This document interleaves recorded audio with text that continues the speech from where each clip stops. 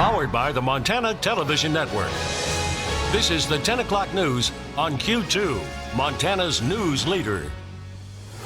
Good evening and thanks for joining us. I'm Russ RIesinger. Janelle's off tonight.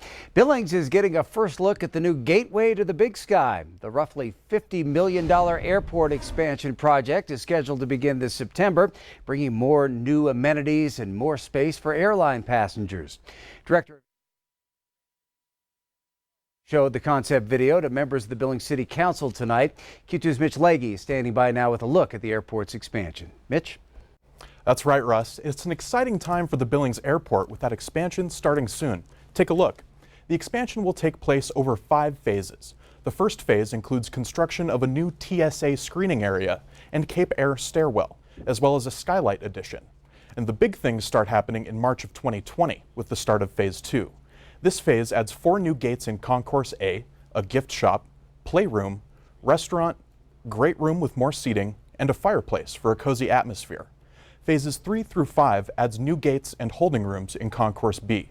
Plone said the expansion will help alleviate congestion from families saying goodbye, as the expansion calls for a larger lobby area with more room for send-offs. As well, there will be a larger redressing area after TSA to give people more space to get their belongings back together. And all that's left to do, it seems, is get to work. That expansion is expected to be complete in March of 2023. Russ? All right. Thank you, Mitch.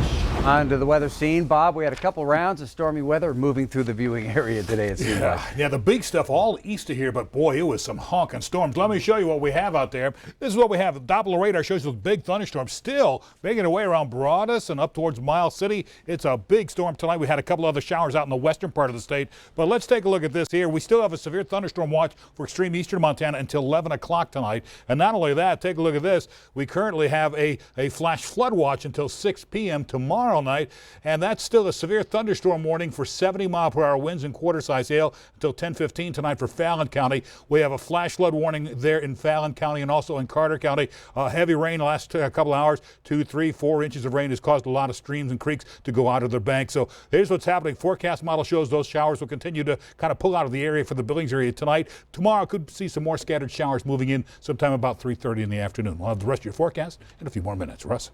All right, thank you, Bob. A shooting on Billings South Side Sunday sends one Billings man to the hospital. Police say at least one person of interest involved in that shooting has now been identified. It happened on Monroe Street and Orel Drive just after 4:30 yesterday afternoon. A 40-year-old Billings man was taken to the hospital with at least 2 gunshot wounds. Again, police say they do not believe that shooting was random. Well, the former president of the Northern Cheyenne Indian tribe is admitting to devising a complicated travel fraud scheme to take $20,000 in reimbursement funds from the tribe. 40-year-old Lawrence Jace Kilsback pled guilty to wire fraud and the false claims conspiracy in federal court. Kilsback worked as the tribe's health director and then tribal president. Prosecutors say he submitted fraudulent invoices to tribal and state entities claiming exaggerated or false travel expenses. Investigators found 28 trips that involved travel fraud. Kilsback faces a maximum of 20 years in prison. Well, California's governor says last week's back-to-back earthquakes caused at least $100 million in damage. As Carter Evans reports, scientists say the quakes are a wake-up call for a region that is overdue for the big one. In the quake-stricken town of Trona, Benny and Anna Sue Eldridge are loading up a lifetime of memories and saying goodbye to their now uninhabitable home that's been in the family for nearly 60 years. When the work's done, maybe it'll hit me and think, oh my gosh, everything's gone. The 2 massive quakes left a trail of debris in Trona and nearby Ridgecrest. Oh my God! Oh my God! Oh my God! They've also shaken residents to the core. PTSD is a real thing. And we're all suffering from it right now. With at least 4,000 aftershocks so far, some residents say they're too terrified to sleep indoors. Every time you feel these aftershocks, what's it like? It's like you're gonna fall on the ground. It's gonna like crack open. You're gonna fall. Do you feel safer out here? Yeah. Yeah. Because nothing's gonna fall on us. But near the epicenter, even the outdoors has its risks. So much energy was released by the 7.1 magnitude quake that it caused this crack that goes all the way over that mountain, and the earth actually sunk down. What has California officials so concerned is what would happen if the same magnitude earthquake struck directly under Los Angeles. We have a lot of buildings in the Los Angeles area that were built before we had any seismic building codes. Buildings, especially buildings built before the 1976 code, are the ones that we're most concerned about. Seismologist Lucy Jones estimates a similar quake in LA could cause $200 billion in damage. That means an entire region facing what the Eldridge family is facing now. We don't know where we're going to live, if there's any federal help. We have heard nothing. This community was fortunate there were no serious injuries or deaths, but without federal help, many people are stuck financially. Only 13% of California residents have earthquake insurance, and the Eldridges told me it was just too expensive for them. Carter Evans, CBS News, Trona, California. Well, a billionaire with highbrow connections accused of luring young teens to his mansion, then paying them to have sex with him and recruit other girls. Prosecutors unsealed new sex trafficking charges against Jeffrey Epstein this morning. Epstein has a history with big names like President Trump and former President Bill Clinton. He's accused of abusing dozens of underage girls between 2002 and 2005 in both New York and Florida. Prosecutors say Epstein is a major flight risk and should not get bail. Epstein's already a convicted child molester and registered sex offender. He got a secret plea deal in 2008 on similar charges that helped him avoid federal charges. Montana Governor Steve Bullock's bid to be included in the next debate got a boost today. Bullock and California Representative Eric Swalwell were jockeying for the final spot on the CNN debate stage July 30th and 31st in Detroit. But today, Swalwell ended his campaign for president and announced he'll run for re-election in the House. Only 20 candidates will make the debate, split across 2 nights. Bullock is believed to have met the polling threshold now. The Democratic National Committee will make the final announcement on the candidates coming up on July 17th. It has been a decade in the making, and now a computer made entirely by Montana State University students has a date with the moon. NASA has selected it to be part of a demonstration as soon as next year.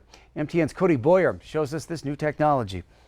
They've gotten experience flying it on balloons and rockets that just go up and come down on the space station. Professor Brock Lemire says it has been a decade-long experience of lunar proportions, and the product, at least as of now, is the size of a toy block. The purpose of this technology is to provide a computer for future space missions that can provide increased computation above what they currently have and also provide resistance to space radiation. Lemire says that can force computers to crash. So, using everyday materials anyone could get, he adds they found a cheaper alternative for an improvement. Current computers that NASA uses and aerospace companies use make them resistant to radiation, and it causes them to be quite expensive and also run pretty slow compared to the computers we have on Earth. We call it off-the-shelf parts. It will look something like this when it actually goes into space.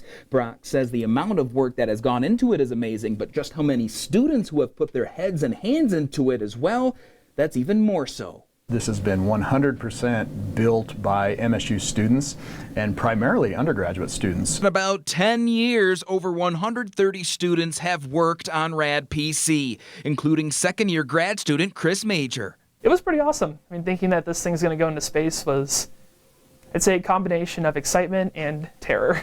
It's NASA's Artemis project, which will attach computers like Rad PCs to landers bound for the moon, someday maybe even Mars. An experience overall that will have Professor Lemire looking up, following the effort that dozens of students made happen. It's surreal, to be honest with you, to think that we've been working on this idea for 10 years and now actually putting it on the surface of the moon. Lemire says there's still plenty of legwork to be done. First, his students are working hard to get the computer down to its final form and will be able to test it again on a satellite that will be launched this fall. They plan on having Rad PC ready to fly to the moon as early as late 2020. In Bozeman, Cody Boyer, MTN News. And World War II history has made a stop here in Billings. Q2's Jenny Fick takes us inside the Wings of Freedom tour. The Collings Foundation Wings of Freedom tour has returned to Billings. Today I'm looking at these really cool planes, and there's some new ones that I really want to go into.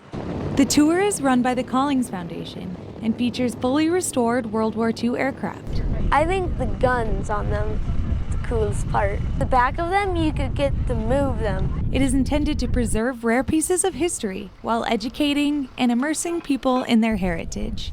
Of seeing what we won the war with. I mean, with this equipment, the B-17 was one of the frontline bombers, and the B-24 behind me, this one's actually the last one left flying today of over 18,000 that were produced. The tour gives people a chance to see, walk inside, and even pilot World War II planes. We came out with the kids to honor my grandpa's legacy. He was a nose gunner in a B-24, served 16 combat missions, was shot down over Yugoslavia by the Nazis in 1945, and came out to show the kids what Grandpa used to do.